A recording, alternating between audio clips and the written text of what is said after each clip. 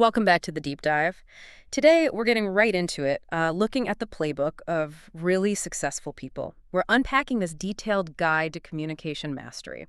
It lists, 92 little techniques, tricks, they call them, used by these big winners to basically get what they want in social life, professional life, you name it. Exactly. And our mission today really is to boil it all down. Synthesize those core moves that just instantly build, credibility, rapport, charisma. It's often less about what you say Right. and much more about what you sort of radiate. The whole idea rests on this insight that every interaction is just a flood of subtle data. They estimate something like 10,000 units of information per second flowing between two people. Wow, 10,000 a second. Yeah. That's huge. So most of that's subconscious then. Pretty much entirely subconscious. And the core idea behind these tricks is that your physical self, your posture, your face, the tiniest movement, it's like an autobiography in motion. Mm-hmm. And this silent story, broadcast way below awareness, is what makes people either instantly drawn to you or, well, pushed away. Okay, so if those first few seconds are critical, writing that compelling first chapter of our autobiography, where do we start? Maybe the face. Let's start right there, the smile. But not just any smile, it's technique #1, the flooding smile. You need to forget that immediate, kind of generic flash smile. People see through that now. Right, it feels fake. It does. Yeah. Instead, you pause just a fraction of a second. You consciously look at the person, take them in, then let a big, warm smile kind of flood over your face, including your eyes. So that tiny delay is the key. It makes it seem like, hey, this smile, it's just for you. Why does that small pause work so well psychologically? It signals credibility, basically. An instant smile feels like a reflex, right? Generic, but a slightly delayed smile feels like a genuine response to them, to their specific presence. The source actually mentions a study, women in corporate settings, the ones who are perceived as slower to smile, rated more credible. They use this example of Missy, the giggler, who became Melissa, the CEO, partly just by timing her smile to seem deliberate, sincere. That's fascinating. Okay, moving up from the smile, the eyes. Always talked about a superpower. Definitely. And there are techniques here for connection, but also for analysis. For connection, it's sticky eyes, technique #2. You actually imagine your eyes are glued to the other person's face, Yeah. like with sticky, warm taffy. Yeah. And you hold that gaze a little longer, even after they finish talking. Okay. Break contact slowly, reluctantly. It shows you're really listening, really respecting them. Sticky eyes. Okay. Does that risk feeling a bit intense or creepy? You'd think so, maybe, but the warm taffy idea helps keep it positive. And there's a study, Boston, I think, that backs this up. People who did this intense eye contact for just 2 minutes, they reported significantly higher feelings of respect and fondness for the other person. So it works. Okay, respect and fondness. Good results. But then you can ramp it up to epoxy eyes, technique #3. Epoxy, like super glue eyes. That sounds serious. It is. It's the heavy-duty version. That non-blinking, really focused stare. The source says it's used by, big cats, power players when evaluating someone. Police use it. And yes, apparently clever Romeos find it works wonders too. It's more analytical or intense. Got it. Face mastered. Now, walking into the room, that entrance, how do we make sure our whole body language screams success? Right. That's hang by your teeth. Technique #4. It's a visualization. Great one, actually. Before you walk through a door, you picture this imaginary iron bit, like for a horse, but in your teeth, lifting you up. Head high, shoulders back, torso stretched, almost like you're weightless. It's inspired by, acrobats, the great Lowndes they mention, that proud, perfect posture. I can picture that. It fights that tendency to slump when you're nervous or entering a new space. Exactly. Makes you look like a somebody before you've said a thing. And then you combine that posture with 2 key moves for warmth. First, the big baby pivot. Technique #5. When you greet someone, you turn your whole body towards them, a full pivot, undivided attention, like you would give a beloved little baby, It just shouts, I think you are very, very special. Total focus, investing yourself fully. Yes. And then pair it with hello, old friend. Technique #6. This is a mental trick. You just imagine the person you're meeting is a dear old friend you haven't seen in ages. What happens? Your body automatically relaxes. Soft eyes. Maybe lean in slightly, a natural smile. It bypasses all that awkwardness. Genuine warmth generated internally. That's a really practical set of tools just for the first, 15 seconds? Powerful stuff. Okay, let's shift gears. Credibility. Appearing truthful. What little habits do we need to ditch? Ah, yes. Limit the fidget. Technique #7. This is crucial. When the conversation matters, you have to consciously stop all those extra movements. The twitching, wiggling, rubbing your nose, touching your arm, all of it. The science connection here is pretty interesting. Those movements apparently mimic the physical signs a lie detector picks up when someone's under stress. Wow. So even if you're totally honest, but you're, I don't know, scratching your eyebrow, Yeah? the other person's gut reaction might be, something's off. Exactly. It creates that subconscious feeling that maybe you're hiding something, or at least uncomfortable, that you might be fibbing. They even bring up the famous Nixon-Kennedy debate in 1960. Pundits speculated Nixon's fidgeting, the sweating, it cost him. He just didn't look as credible as the cool Kennedy. So yeah, Yeah. feel the itch, suffer through it. If the moment is important, don't fidget. Okay, stand still, look credible. Got it. Now, how do we use observation to seem more insightful, more clued in? This is technique, #8, Hans's horse sense. Named after clever Hans, that horse that could supposedly count. Oh yeah, I remember that story. Well, turned out Hans wasn't doing math. He was just incredibly good at reading people. He'd watch for the tiniest muscle movements, a slight relaxation, maybe an exhale, in the audience or his trainer to know when he'd reach the right number of hoof taps. That's brilliant. So we need to become clever, Hans. Read the micro expressions. Basically, yes. Watch your conversation partner constantly.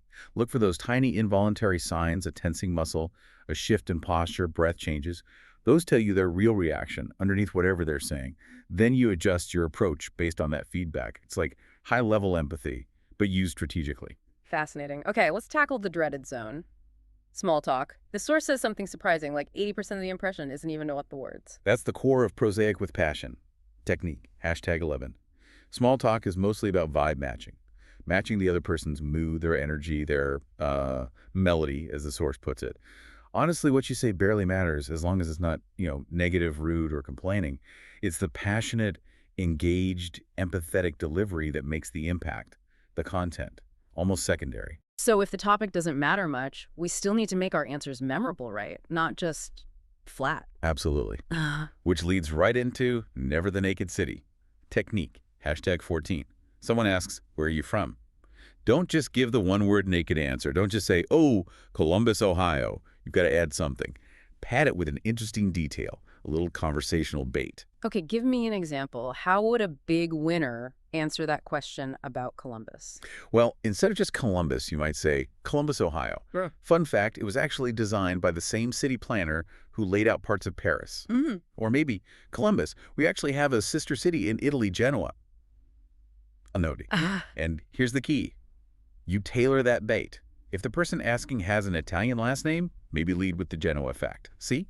You're giving them an easy follow-up. Conversational insurance. Conversational insurance. I like that. And that applies to introductions too, doesn't it? Giving people something to work with. Yes, definitely avoid the naked introduction. Technique, #17. Don't just say names and titles. That's it. Boring. Awkward silence follows. Add a little something extra. A relevant hobby, a talent, an interesting project. I'd like you to meet Sarah. Besides being our top analyst, her real gift is sculpting amazing things out of scrap metal. Boom. Instant conversation starter. Not just, so Sarah, what do you do? Which ironically brings us to the question the real VIPs supposedly never ask first. Exactly. What do you do not? Technique, #24. The source is pretty clear.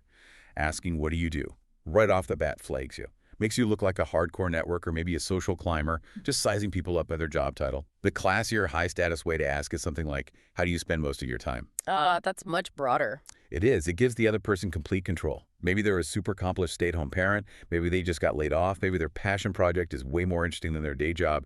This lets them decide what story to tell. It's more respectful. Okay, so if they do choose to talk about their work, or if we're asked about ours, we need a better way to answer than just a title. Yes, and that's the nutshell resume. Technique, #25. When you talk about your work, don't just state the job. Frame it around the benefit to the listener or people like them. So instead of just saying, oh, I'm a hairdresser. Right. You'd say something like, I specialize in creating really flexible hairstyles for busy professional women. Something that looks sharp and conservative for the office, but easily transitions to a more feminine look for evenings out. The source uses this great example of Gloria, the hairdresser. If she was talking to an older client, she'd mention specializing in perfect blue rinses. Talking to a teenager, it was all about cool, up-to-the-minute styles.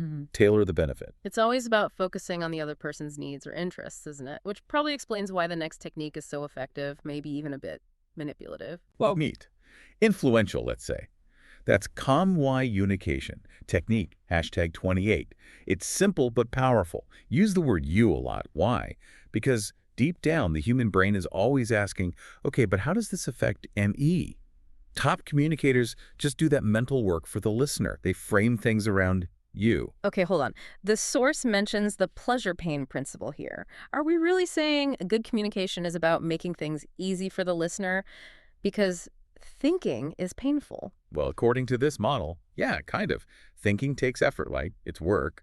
Receiving information that's already framed for your benefit, that feels good, effortless, pleasurable. So starting sentences with you, like, Yeah. you were going to absolutely love this new restaurant I found. It hooks directly into their self-interest. You're basically leveraging the fact that personalized input feels better than processing abstract stuff. That's a really different way to think about influence. Okay. And to polish off our verbal toolkit, we just need a vocabulary tweak, not a huge one. No, surprisingly small. Your personal thesaurus, technique #26. The gap between an average vocabulary and one that sounds, well, richer, more elite. It's often just about 50 keywords. So swap out common, maybe overused words for slightly more interesting synonyms. Instead of saying a party was nice or wonderful, try splendid, maybe superb or magnificent.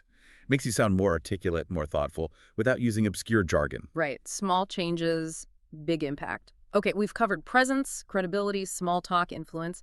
Let's get into the final section. The unwritten rules, navigating what the source calls the human jungle, especially around VIPs. Yes, the big cats and their territories. There are these 3 safe havens. Basically, times and places where serious, tough business talk is off limits if you want to play in their league. Yeah. First, parties are for predator. Technique #83. Keep conversation light, social, easy. You absolutely do not corner your boss about the new parental leash policy at the holiday party. The source warns you might just get silently sidelined later for breaking that rule. Okay, keep it light at parties. What's the second haven? Dinners for dining. Technique #84. The meal itself is protected. No heavy business, no major disagreements. You want to avoid metaphorical and maybe literal indigestion. Brainstorming, dreaming, big, positive stuff. Maybe okay over coffee or dessert later. But conflict stays at the conference table. Makes sense. And the third? Chance encounters are for chit-chat. Technique #85. You bump into a major client or your CEO unexpectedly at the coffee shop. Keep it brief, friendly, sweet and light. Don't launch into that tricky contract negotiation you've been meaning to discuss. Respect the social context. It's not the time or place. It all comes down to respecting these unspoken boundaries and playing the long game, understanding the power dynamics, which leads perfectly to the final, ultimate rule, this invisible ledger. Ah, yes. The great scorecard in the sky. Technique #92. The idea is that an invisible scoreboard hangs between any 2 people. It's constantly shifting, based on favors given and received, respect shown, mistakes made. And the rule is unbreakable. The person with the lower score, the one who messed up or needs something, must show deference to the person with the higher score. And if you don't, if you ignore that imbalance or try to pretend it doesn't exist, You get kicked out of the game. Permanently. The penalty is severe. Remember that anecdote they shared, the friend who was hours late for a dinner party, then calls the next day? Not with a massive apology, but trying to reschedule the dinner at the host's house again. That complete failure to acknowledge the massive score imbalance, that lack of deference, relationship over, instantly. You just can't ask for more when you're already deeply in social debt. Wow. Okay, so we've covered a lot. From those tiny physical cues like the flooding smile and sticky eyes, getting posture right with hang by your teeth, to building credibility by limiting fidgets, using Hans's horse sense, nailing small talk without being naked, then shifting to verbal influence with the nutshell resume, the power of you and communication, and finally, navigating the big cat world with the safe havens and the ultimate great scorecard. It's quite a toolkit. It really is. And the most important takeaway, I think, is that none of this is magic. It's not about being born charismatic. These are, and the source stresses this, deliberate moves that grew out of practice. Communication excellence isn't some innate gift. It's the result of consciously making these small, smooth moves again and again over time. And that ultimately shapes your path. So for everyone listening, here's something to think about this week, building on all this. Reflect on that idea of the great scorecard in the sky. Think about, say, the 5 most important professional relationships you have right now. Honestly, what does that invisible score look like? And based on that, what's one small, deliberate, deference move, maybe a genuine compliment, offering help, a thoughtful follow-up that you could make this week to positively shift that balance? Definitely something to mull over. Thanks for diving deep with us today.